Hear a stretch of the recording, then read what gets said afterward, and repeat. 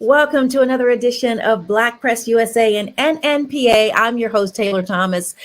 We are still celebrating Women's History Month, and we have some history makers joining us each and every Thursday. We encourage you, if there's someone in your community that you'd love to have on the show, simply email me at taylorthomasanchor@gmail. Right now, I want to introduce you to the Vice President, Community Manager at JPMorgan Chase & Company, Alexius Williams. Welcome to the program. Hello. How are you? Thank you for having me.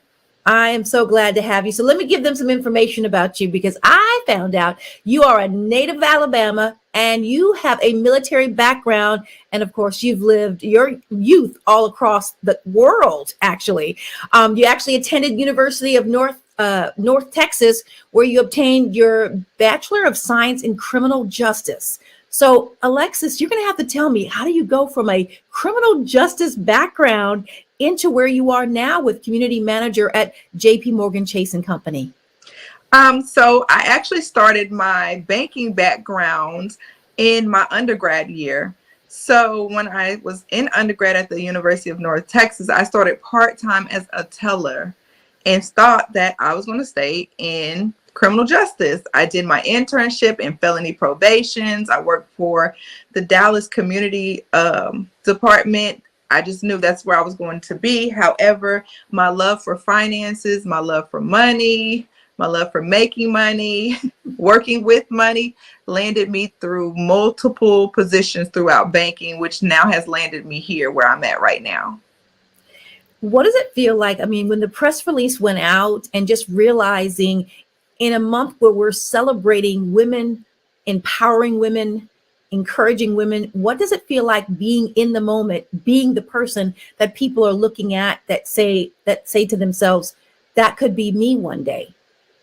It feels phenomenal. I'm a mother of two girls. So to be in a position to where I can be a role model to not only them, but throughout the community, for people in my family, my little cousins. I have a little sister as well, just to show them that with hard work, determination, you could do anything regardless of your situation or circumstances. I know that I always want to be looked at through our Black and brown babies as somebody that they could look up to. So for me to be able to be in this position through my community here in Lake Charles, Louisiana, has been it's just an amazing experience, and I'm glad that I'm able to continue on the road that was paved by my grandmother to be an example to others. So now, you being in Louisiana, what would you say the economic situation is for African Americans there? So in my actual community, we are actually under the poverty line. And so with that being said, this area within itself has had two catastrophic hurricanes back to back, Hurricane Laura and then Hurricane Delta. After Hurricane Laura and Hurricane Delta, we also suffered a freeze storm that obviously the city was not equipped to handle. So it's definitely made it that much harder being in an area that was rebuilding from hurricanes than to have a freeze storm on top of that. But from the state and the national average, the Black and brown community is well under the poverty line. Now, with your new position there at JPMorgan Chase, tell me what that entails. So my new position as the community manager here in the Lake Charles area is what I'm to do is to build a financial bridge for the Black and brown and underserved communities to help bridge the wealth gap between them. So our counterparts are making almost 4 times as much as the Black and brown people of the community. However, even with that being something that's working against us, what I can do is come in and teach on basic financial literacy, because most households do not talk money. They do not talk budgeting. They do not talk savings. They do not talk about credit repair, credit building, or credit cards. So my job is to do that for the community on all areas. From starting as young as 6 years old to going all the way up to 90 years old, I can come in and meet you where you are. I can even come in and do workshops on resume building, home ownership, you name it. As long as it's educating the community, I am able to do that. So what tools do you have at your disposal that allow you to connect the dots for those in your community? So Chase offers several different different aspects and resources, from my credit journey to my financial journey. There's also a program that helps those with disabilities as well. So it just depends on what you're looking for. And what you're needing. There's some for young adults from 12 to 20. Then we have something from 6 to 12, just depending on what is needed in that area or what is needed within that organization. We can come in and tailor something that will meet those needs of those individuals. Because some people are not talking about home building because, you know, they may be past that in their life, but they may need credit repair. So we have my credit journey, which is also phenomenal, that helps alleviate some of the stresses of not knowing what's going on with your credit. It gives you a one-stop shop to where you can see everything all at once. Now, the people that are coming to you, Alexis, are these people that are in the process of purchasing, or they have a desire, or you're just going into community and preparing them? Because you're talking obviously about a 6-year-old. Obviously, they're not preparing for a home, but how do you group things and start by stages going after your target market? So right now, what I do is I want to be known in the community. A lot of bigger national banks are typically not going to be those that are community ambassador related. So I want to be the face of JPMorgan here in the Lake Charles area. So I'm going out, meeting and greeting. I'm telling them about my series that I put on. My first one is Basic Banking 101. That's the first one. We're going to just talk about basic banking. Next, we're going to talk about money management, and we're going to talk about long-term and short-term financial goals. And then from there, then it can give me a great idea of which way I want to pivot with them. If they want to talk about retirement, if they want to talk about home ownership, it gives me a broader. We want to build that relationship from 6 years old all the way to 26. We want you to be prepared. So when you do hit that mark, when you want to enter home ownership, you've already checked all the boxes that needed to be checked in order to do that. You said basic banking. Let's delve into that a little bit. In talking to a layperson about basic banking, what is your conversation like with them? When I talk to somebody about basic banking, it's as small as, do you know what a checking is? Do you know how a checking account works? Have you ever heard of a checkbook? Do you know how to balance a checkbook? It's the basic terminology of withdrawing and depositing funds, insufficient fees. Some people don't know that. Do you know if you put money in, you only can take out what you put in?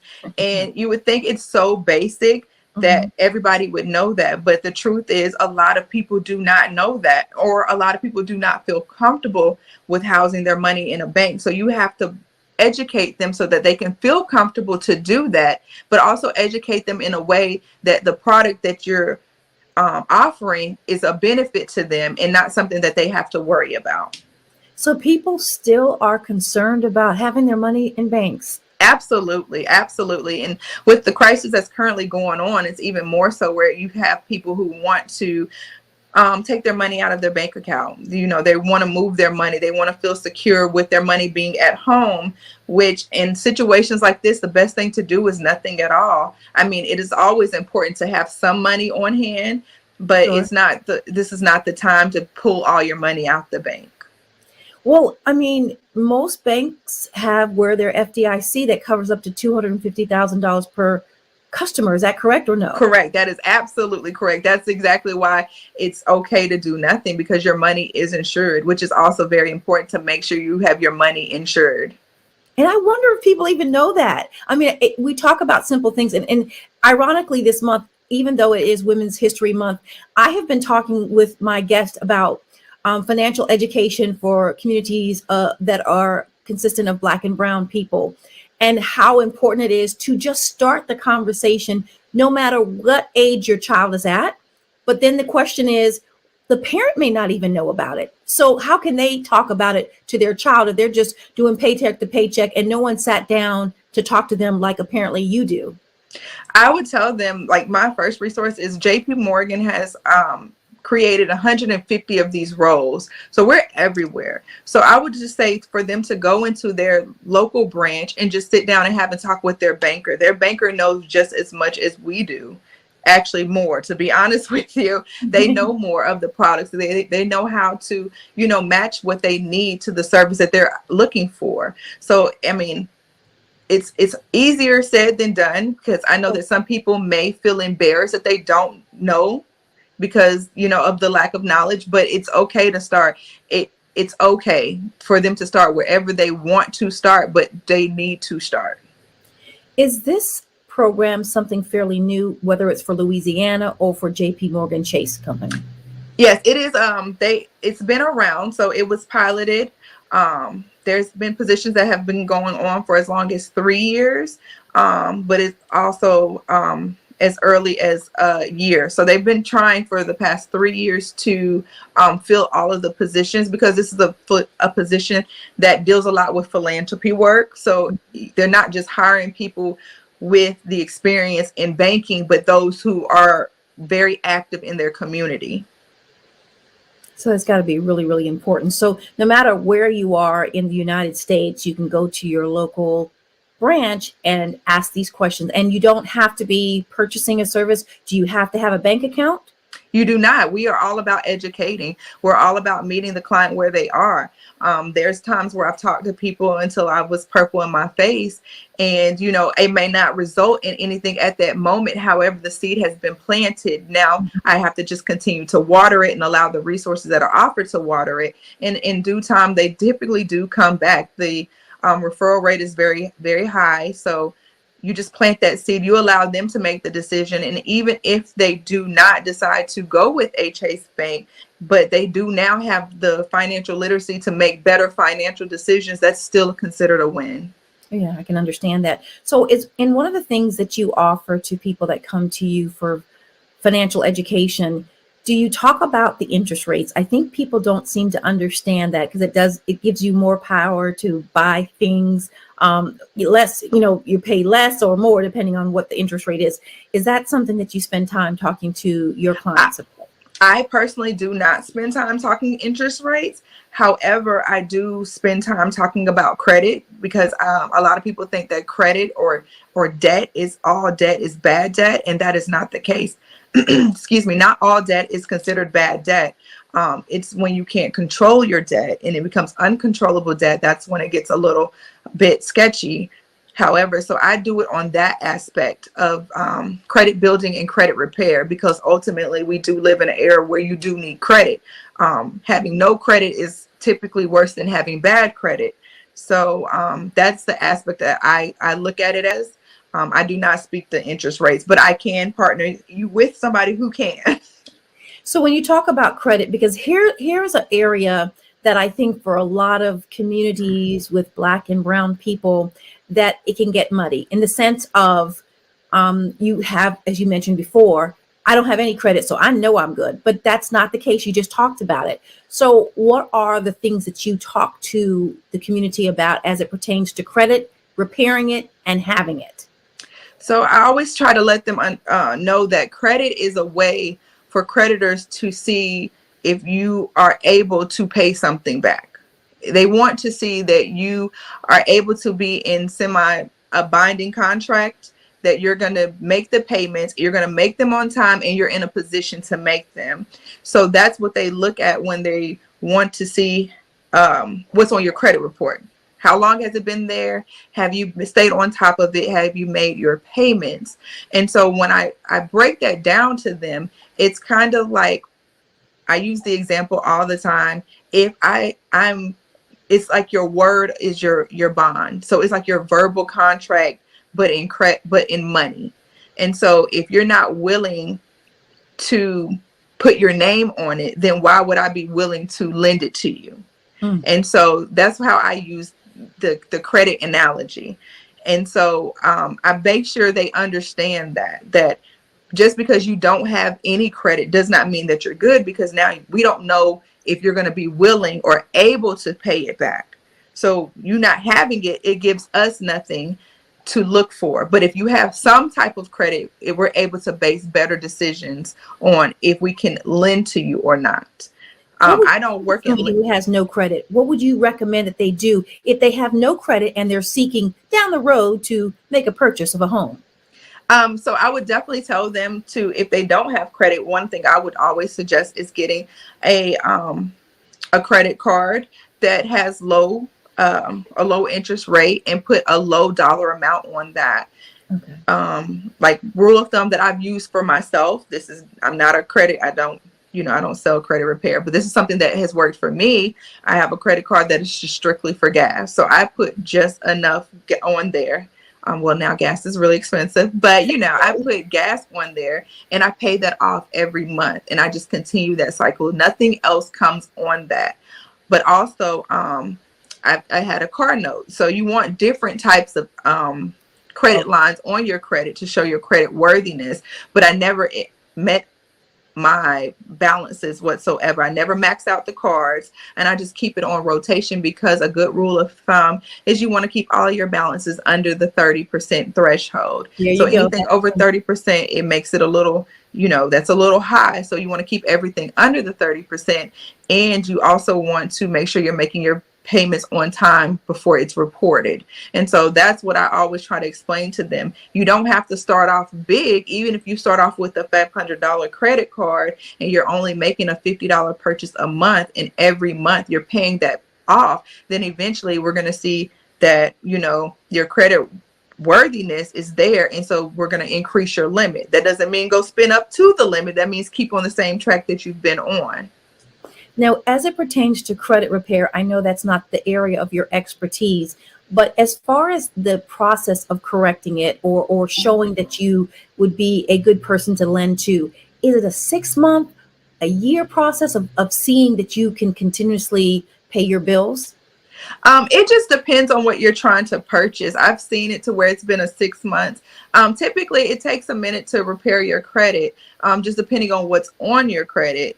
If it's something that's, has been charged off, then most likely they want to see how it was charged off, because even if you charge it off and they claim to have removed it, you have to make sure certain things like that has done it. So it just depends. All of that's case by case and situational.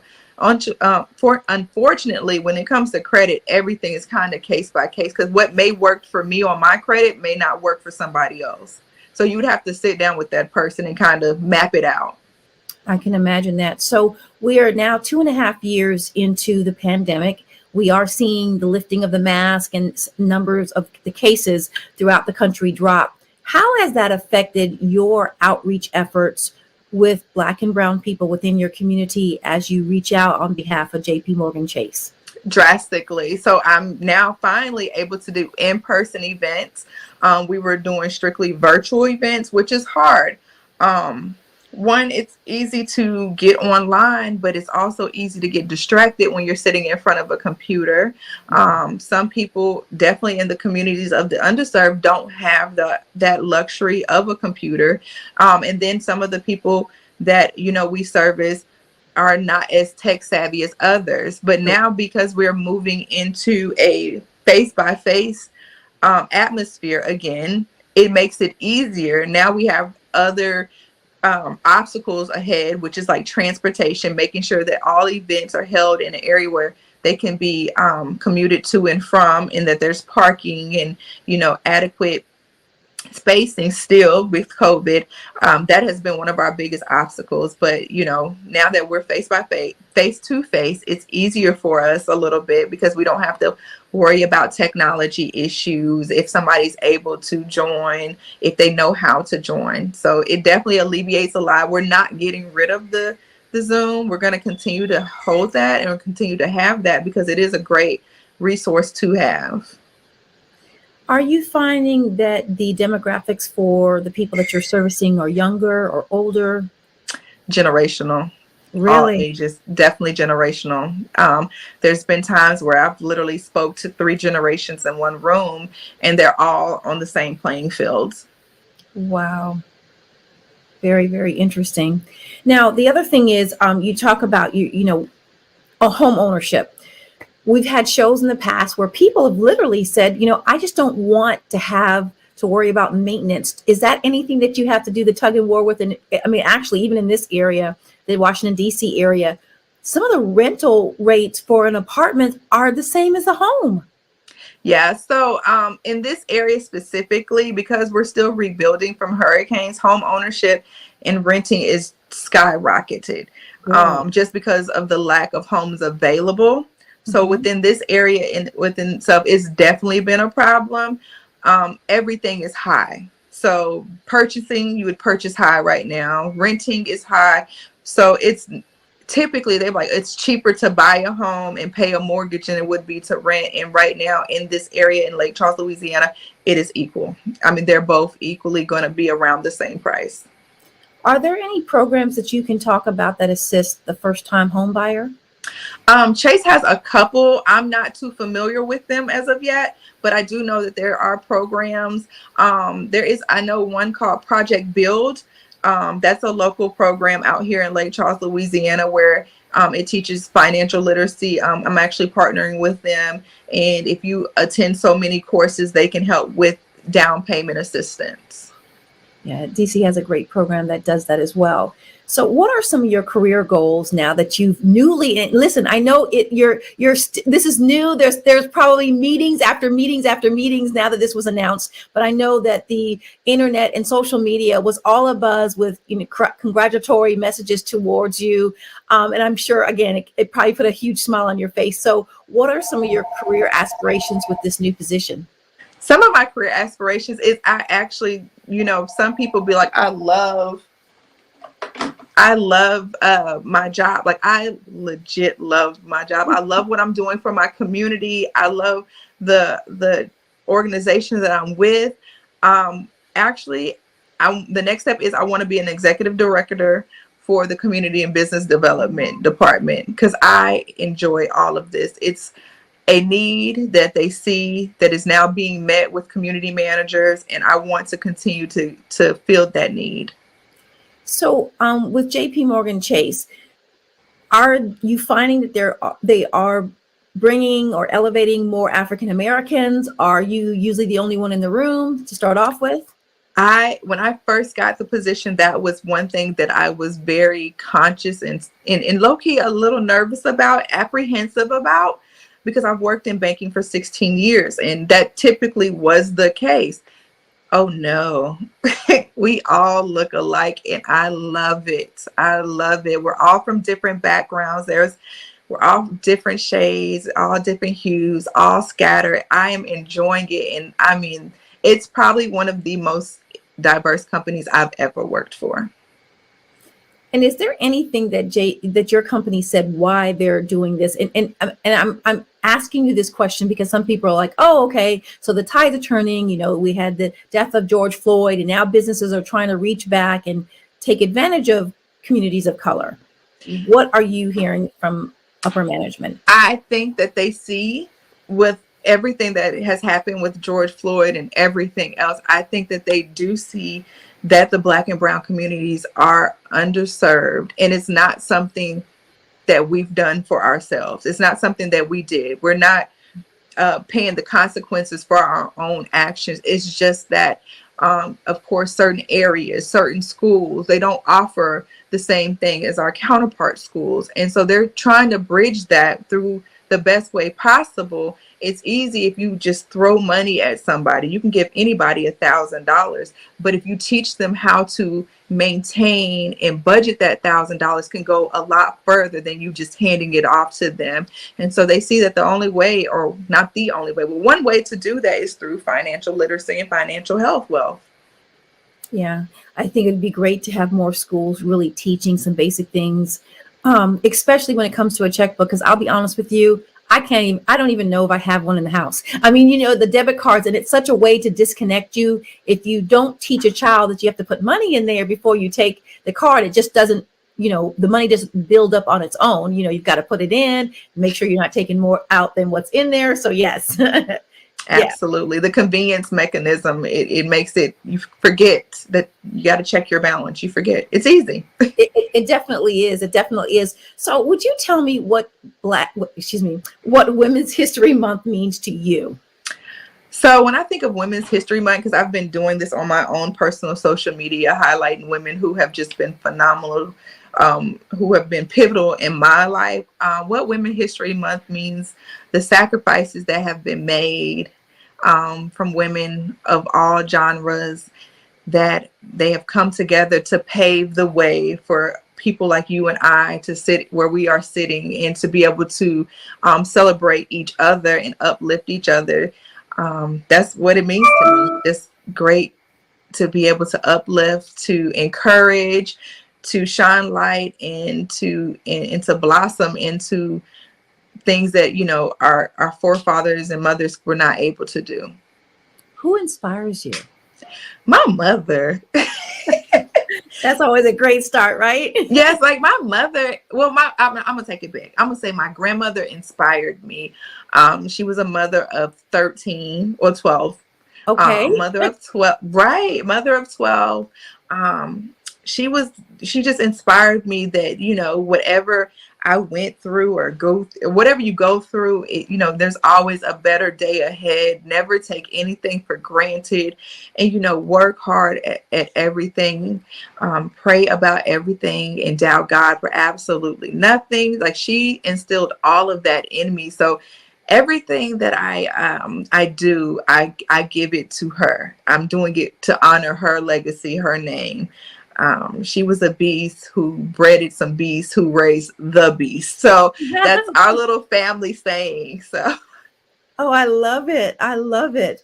I am so excited. Again, this is Alexius Williams. She is the new Vice President, Community Manager at JPMorgan Chase Company in Louisiana. Lake Charles, Louisiana. Yes, I have to visit that area. I have not been there before. Come, and I will make sure you eat very well. Listen, now I know that will be the case anywhere in Louisiana. Yes, you're making me excited right now to have some of that great food. We're really excited to hear what you are doing and the strides you're making for not only African American, but for girls of color. To see someone in a position like you are and just glowing about being able to give back to your community. How can people get additional information about the resources that JPMorgan Chase is making available? No cost. You don't have to be a member. Absolutely. So they can go into their local branch and speak with a banker or the branch manager. They can look online to see their community managers and reach out to their community liaisons. They can go to www.chase.com for all of our resources that are listed on there. Again, Alexius Williams, we have to thank you for joining us tonight. And congratulations once again on Women's History Month for this new title that you have. Thank you. Thank you. Thank you for having me.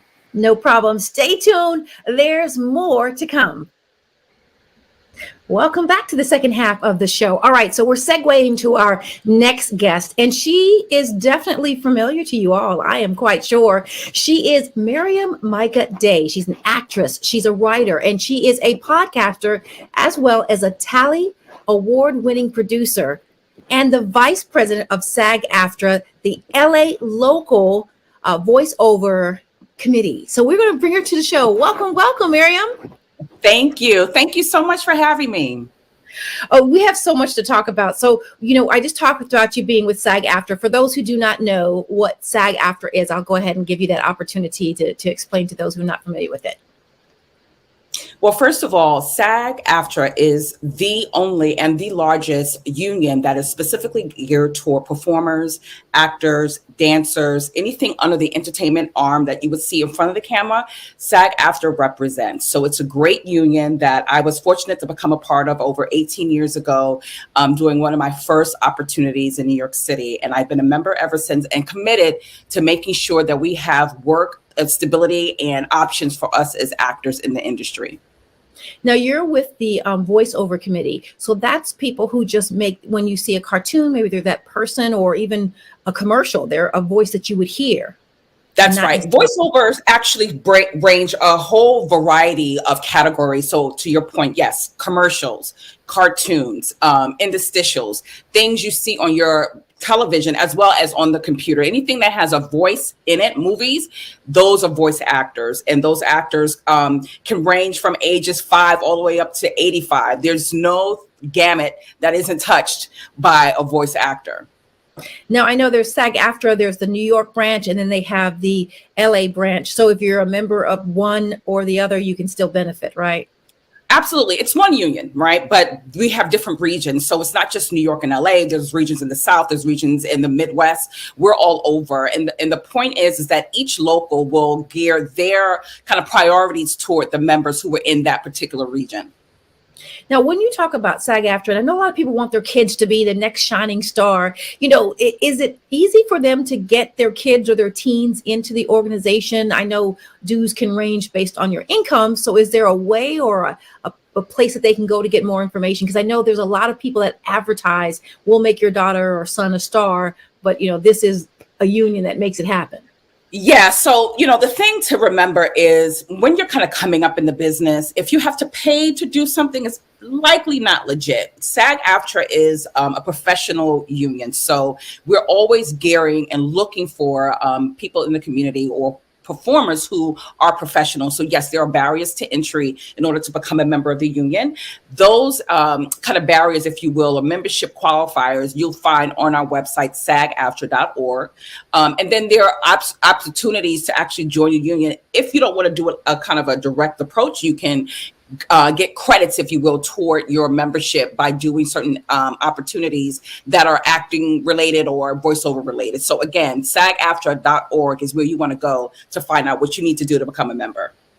Miriam, I mean, for those, and I'm of course very familiar with SAG-AFTRA, but for you to be vice president of this particular committee, that's huge. There's millions of members. So it's really huge. Having you in, and then you're on the West Coast where, you know, so many things are produced. That's a big deal. That's a lot of work that you have on top of you.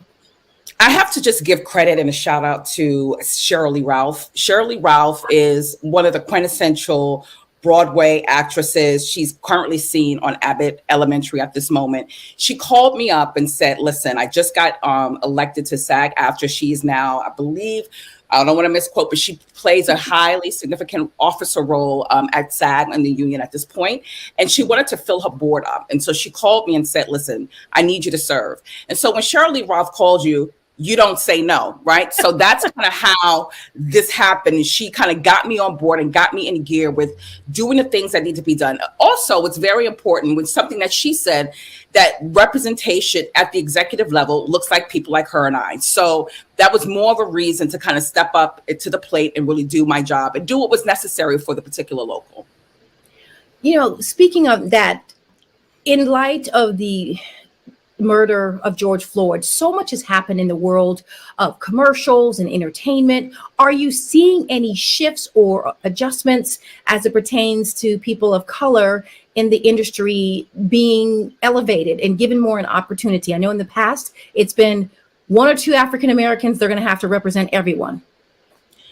I'm going to be honest. I think it's incremental, and this is my opinion. Someone may think differently, but I think it's incremental. I don't know that we are there yet. I feel that there's always room to grow. There's never been equal footing in any aspect of the culture and the community, based on the fact that, you know, the history of this country has been what it has been since we can remember or even have able to acknowledge. But what I do think is important is that those incremental steps are being modified every day. I think that each time that we have an opportunity to sit at the table, step up to the plate, we do, and we do it in a way that makes us shine. So yes, there's definitely room for more growth. I think that there is incremental changes, and I feel like we can set the bar to let them know, the establishment, if you will, that we are available and ready to make this thing happen, regardless of our color. We have the talent and the ability to make it pop.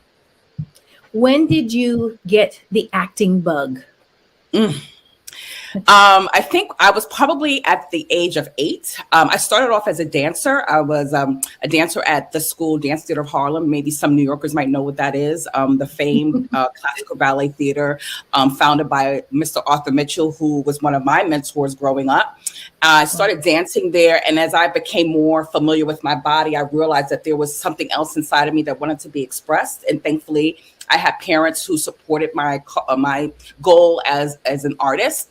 So I went to performing arts schools. I studied at this performing arts school in East Harlem with Savion Glover. I've always had other people influencing my performance ability as I got older. And I finally landed my first opportunity on Broadway doing the show 42nd Street. I was one of 3 women, African-American women in the show in the revival, and we won the Tony Award in 2001. You know, what is that like to have a dream? Listen, everyone says they want to be a doctor or a lawyer or an actor. What is that really like being an 8-year-old in Harlem, in New York, an African-American woman, and then realizing your dream? Because I think a lot of people want to do it, but there's not one way to make it happen, right? There's a lot of hard work and chances and opportunities. But what is it like to be that person that's there doing what so many people would love to do? What I will say is that, again, I have very supportive parents, and they knew that I needed to be in an environment that would support my goals and dreams, even when they didn't have time. And going to DTH gave me the discipline I needed, because it's one thing to have a dream. It's another thing to actually actualize it. And you need the discipline and the fortitude to see it through, because you're going to get a lot of no's before you get a yes. Right. And I still get no's, even at the position that I've been and all the dues that I've paid. So I think if I was a young girl growing up now in Harlem, 8 years old, what I would do, or even just have the sensory information to do, is just do it out of the love, do it for the fun. Because once you start putting all of that other stuff on top of it, it kind of takes away the joy. And I think the great thing about me at that time is that I did it because I loved to do it. And then it became a thing. It wasn't like something that I just kind of manifested and worked hard. Yes, the discipline helped, but I had fun doing it. And I think that's why I'm still doing it, is because it's something that I truly love. Now, I like to ask actors and actresses this question. So with social media coming out the way they are and just dominating everything as it pertains to entertainment, do you feel in any way it infringes on people with your talent? Because you'll find out that a producer or director may want to take a person because they have 1.2 million followers. You know, that's a great question. And I really appreciate that. And the thing that really resonates for me when those things happen is, what's for you is for you. Nobody can take your job. What's destined for you, you won't miss. So I don't worry about what's going on in someone else's lane. I kind of stay laser focused on mine. And it's a personal race, and the growth is within me, and I don't worry about that kind of stuff, you know. So I just believe that what's for me will come to me. And has the auditioning changed because of COVID? You know, the last 2.5 years, is the process different? Yes, it is. And I think it's changed in a good way, because I live in Los Angeles. My family is in New York. I get to be bi-coastal, and I get to be able to be with them and still audition and work, which is great. So the good news is that the business is opening back up. There's a lot more work that's happening. Lots of precautions are taking place on set. So even with traveling, the idea of getting off a plane is not as scary for someone coming straight to set, because we have so many protocols in place. So it's changed, and I think it's changed for the better. Now, you have been on Broadway. You talked about that. You've been on a number of TV programs, from Law and Order to This Is Us. I have to take this moment to talk about one of my favorite channels. I'm sorry, my guilty pleasures, Lifetime and Element. And you are working on, I believe it's the Guilty Pleasures, a series with T.D. Jakes and Sean Robinson. How is that to work with them? Well, first of all, I just want to say that it's an honor and a privilege to do what I love. I transitioned from being an actor to a writer, and it's been an experience that I would not have imagined.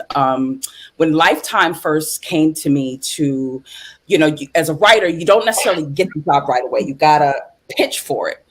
So I had an opportunity to pitch for the job to write Wrath, and it was an amazing experience. The producers that I worked with were generous. They were kind. The notes that were provided to me were exceptional. And I have to say that I've written on a lot of things and I've had a lot of opportunities in the past. I think by far this was the best. So yes, Lifetime is amazing. It's a great opportunity. The TV movie is called Wrath, Seven Deadly Sins. It is a TD Jakes anthology series, which is great. I joined the writing team. I created the story by, which is very interesting. There are various roles that each writer plays. And what I did was create the story that was adapted from a book by Victoria Christopher Murray, who is the author of the book Wrath. And so it's a series of books that she wrote. We had an opportunity to adapt them for the screen. So it was amazing. You know, Lifetime and Element, they have a built-in huge followers. So, you know, we get excited. I know people joke about the type of programming, you know, you kind of can expect what to look for and what's going to happen, but you are always looking forward to the new way it's presented. So this is exciting. And I believe it comes out in April. April 16th is the air date, yes. And it's paired with another one of TD Jakes' TV movies called Greed. So Wrath will premiere, I believe, April 16th, and Greed will premiere the following weekend, which the date I don't remember off the top of my head, but it will be coming that following weekend. Yeah, I'm sure. I'll be glued to the TV. I'll be one of the men glued to the TV. Awesome. So what are your professional aspirations? You've done so much already. What are the things that are still not checked off on your box? You know, I still want to write stories about women overcoming insurmountable odds. One of my particular stories, which is something that's very near and dear to me, is a story about myself. My daughter came very early. She came at 30 weeks. I had her in an emergency C-section due to preeclampsia. And shortly after her birth, about 8 months after her birth, my husband passed away. And so the story of a woman who is now thrusted into single motherhood, all the things that come along with postpartum depression, as well as burying her husband that she didn't expect to die, those types of stories are stories I want to tell. And not for the sake of pity, but really for the sake of we as women, particularly women of color, have a lot on our shoulders that we carry through and soldier on through. And so I want to be able to tell stories like that and really shine a light on my experience, and hopefully we'll be able to prevent someone from going through the same things that I did.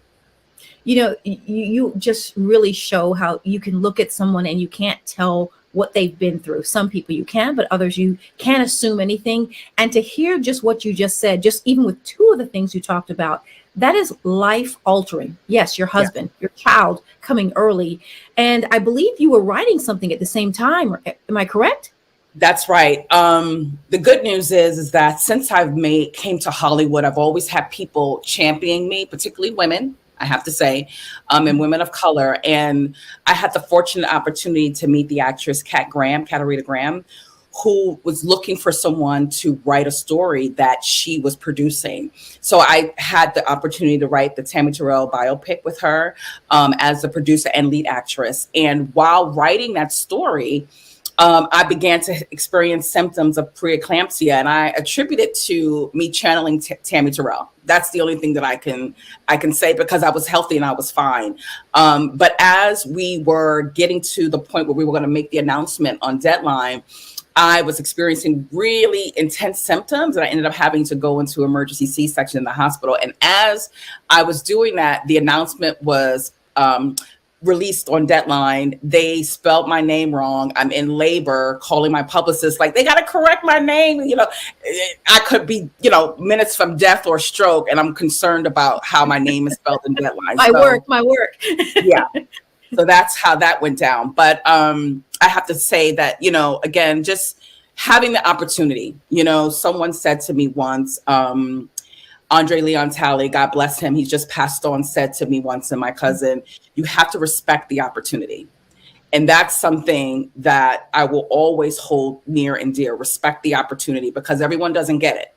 So, I think hearing you talk about your story, I think there's so many women, we don't know what they've gone through. And it really is uplifting to see where you are now, what you came through. So if a person is going through it now, or has went through it, knows they're not alone, that there is light at the end of the tunnel if you keep pushing through and staying focused on what it is your goals are.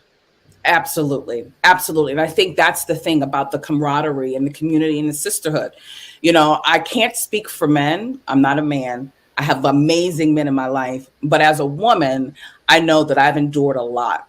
And I know that my life can be an example for others who are either experiencing things and going through things in silence, or who don't have the throat chakra exercise down enough to speak their truth. So if I can do that for them, then I'm happy to stand here and do it. So we know how expensive New York is, but we really know how expensive LA is.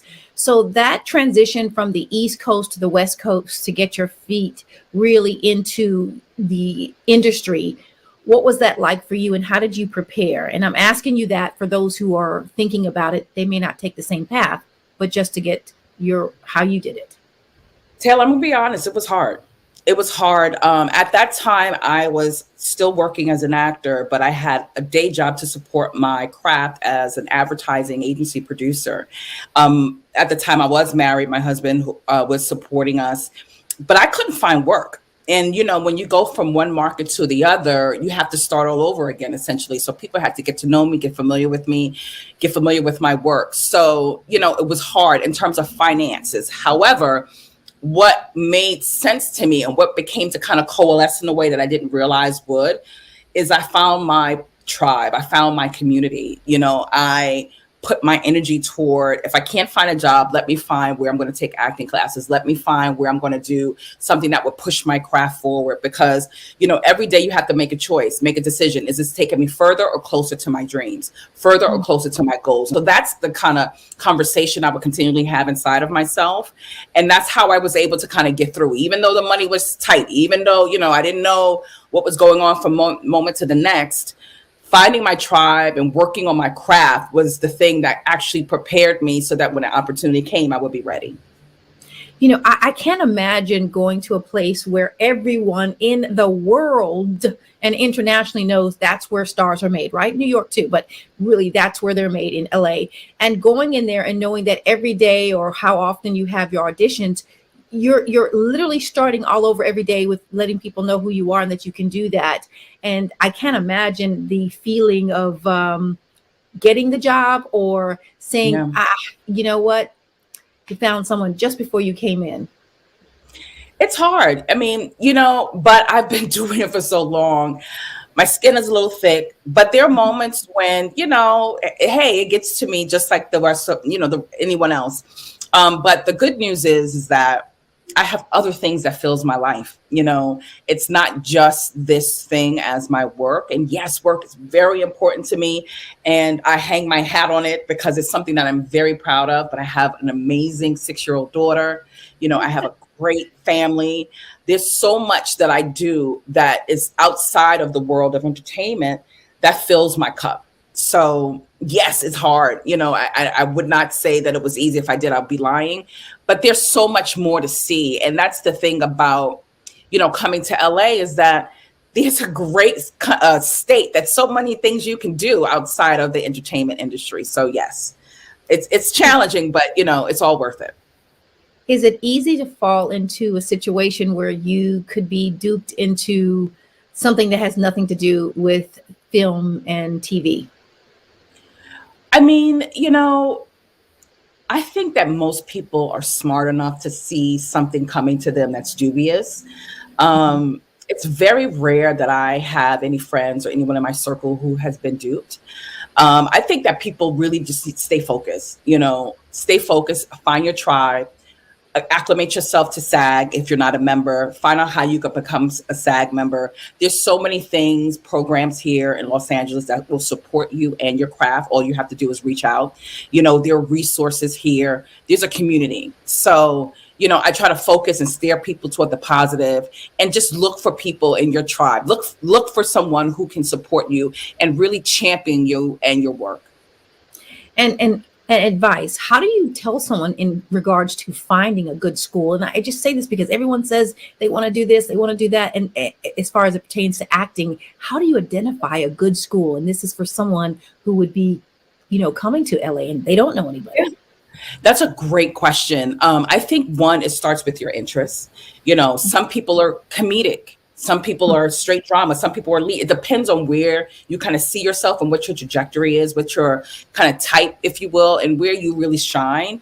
I found my school by going to a SAG-AFTRA event, and someone was reading a book by an author who ended up being my mentor, my teacher, Ivana Chubbuck.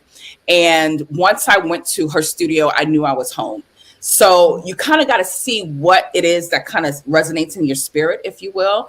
Obviously, there are tons of schools in Los Angeles, tons. But if you kind of hone in on who you are, I think the answer to that will come eventually. How often do you audition now? Thankfully, I audition quite a bit. You know, I juggle that between writing and, you know, being a mom.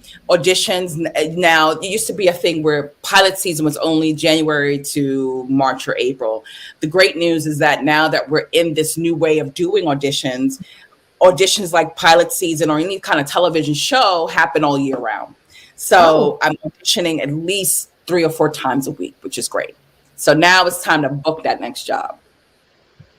So listen, I just started absorbing in what you just said. So you're a mother, Yes. you're a writer, and you're auditioning. And when you audition, you've got to memorize scripts. How are you able, as a writer, you're being creative. How are you remembering scripts and becoming a person and then writing? I mean, it's like, is it a switch that just turns off for you to be I gotta able be honest, I don't sleep. I gotta be honest. People ask me all the time, do you sleep? No, I don't sleep. I probably sleep, to be honest, 4 hours a day.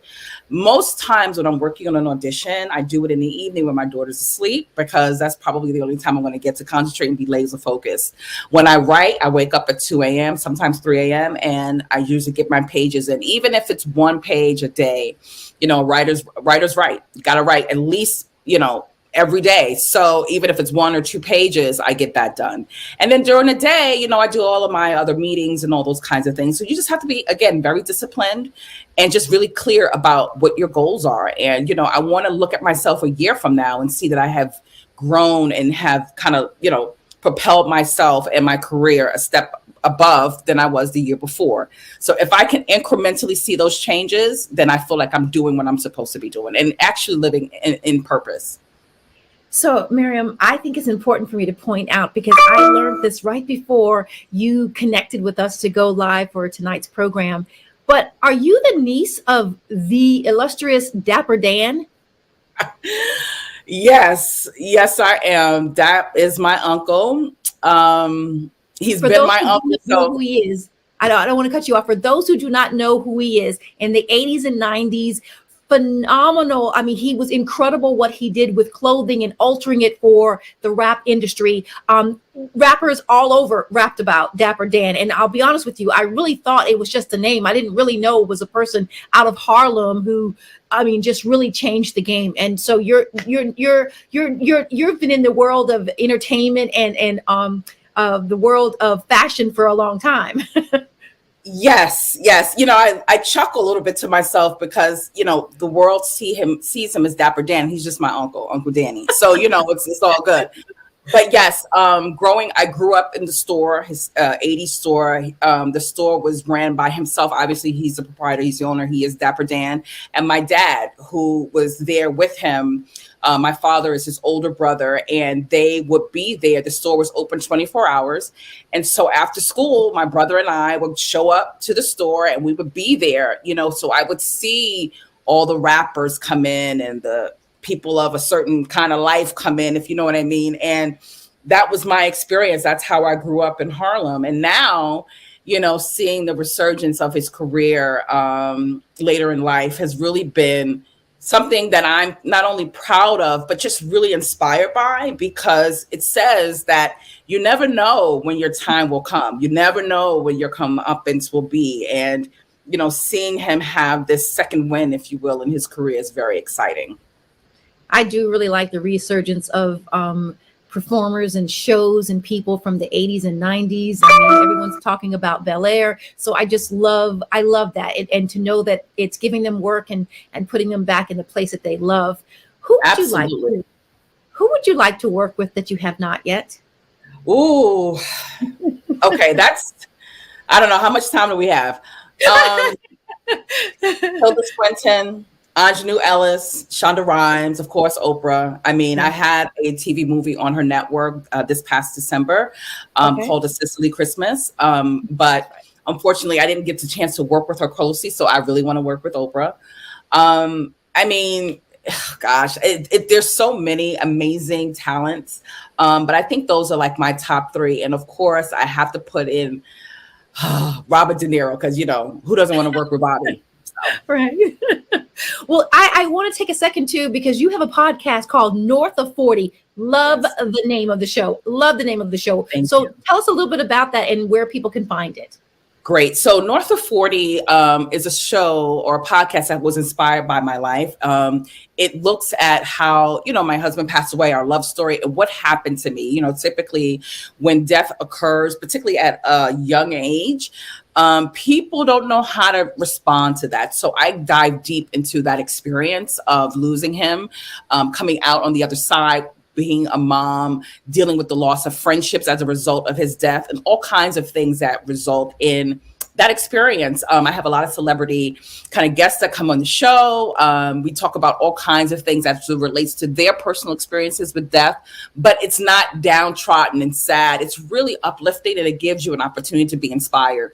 You can find North of 40 on Apple Podcasts or wherever you get your podcasts. We'd love for you to listen, subscribe, and let us know what you think. Miriam, Micah Day, you are a pleasure to talk to. I cannot wait to see what you're going to be doing on Lifetime. I'm going to be glued to the TV for that series and looking to hear more about your show, about you and your life. I think it's really, really interesting. You are a delight, and I am really honored to have you on the show with us tonight. Thank you so much for having me, and I appreciate your time. And again, you know, just wanted to say one last word, which is follow your dreams. We all can get there. Stay in your lane, stay focused, and anything is possible. Great words to close out the show. Well, ladies and gentlemen, that will do it for tonight's edition of Black Press and NNPA's FIRE program. Until next week, God bless and goodbye.